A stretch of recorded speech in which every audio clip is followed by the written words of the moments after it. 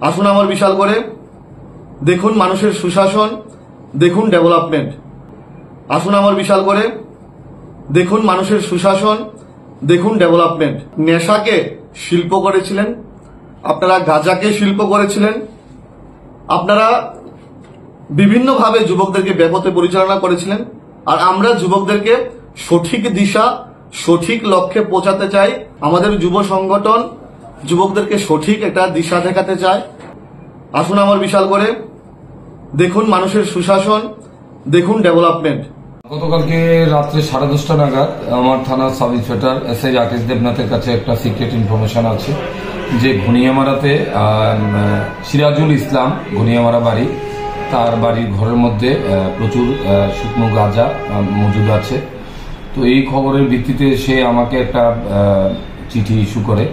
এটার পরিপ্রেক্ষিতে যেহেতু রাত্রেবেলা টাইম, সেগুলো হয়তো বেরিয়েও যেতে পারে, তখন আমি যে ইন্সপেক্টর হিসেবে আমি তাকে অথরাইজ করি ওখানে রেড করার জন্য। তখন আমরা সাথে সাথে আমাদের জুরি ম্যাজিস্ট্রেট, পরক্ষণে আমিও গিয়ে ওখানে মিলিত হই। সিরাজুলের বাড়িতে রেড করার পর তার ঘর থেকে আমরা মোট 6টি প্লাস্টিকের ড্রাম এবং 2টি প্লাস্টিকের বস্তা রিকভারি করি, যার ভিতরে শুকনো গাঁজা মজুদ আছে। এবং এগুলা ওজন করার পর আমরা দেখতে পারি যে এতে মোট 170 কেজি শুকনো গাঁজা পাওয়া যায়। এরপর আমরা সাক্ষীদের সামনে এগুলা সিজ করি। সিরাজুলকে আমরা ওখান থেকে ডিটেইন করে থানাতে নিয়ে আসি। এবং এই পরিপ্রেক্ষিতে আমাদের এখানে একটা এনডিপিএস কেস ধারায় একটা কেস রেজিস্টার করা হয় এবং সিরাজুলকে এই কেসে অ্যারেস্ট করা হয়। আজকে আমরা তাকে কোর্টে প্রেরণ করব পুলিশ রিমান্ড চেয়ে।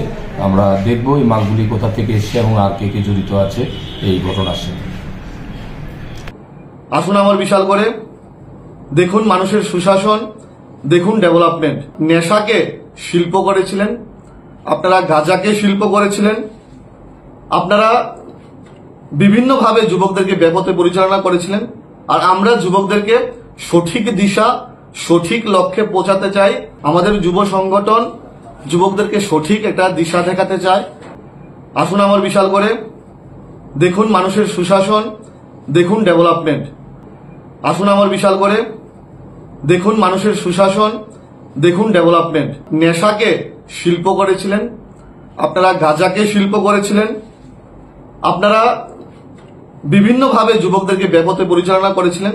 আর আমরা যুবকদেরকে সঠিক দিশা, সঠিক লক্ষ্যে পৌঁছাতে চাই। আমাদের যুব সংগঠন যুবকদেরকে সঠিক একটা দিশা দেখাতে চায়। আসুন আমার বিশাল করে, দেখুন মানুষের সুশাসন, দেখুন ডেভেলপমেন্ট। আপনাদের সময়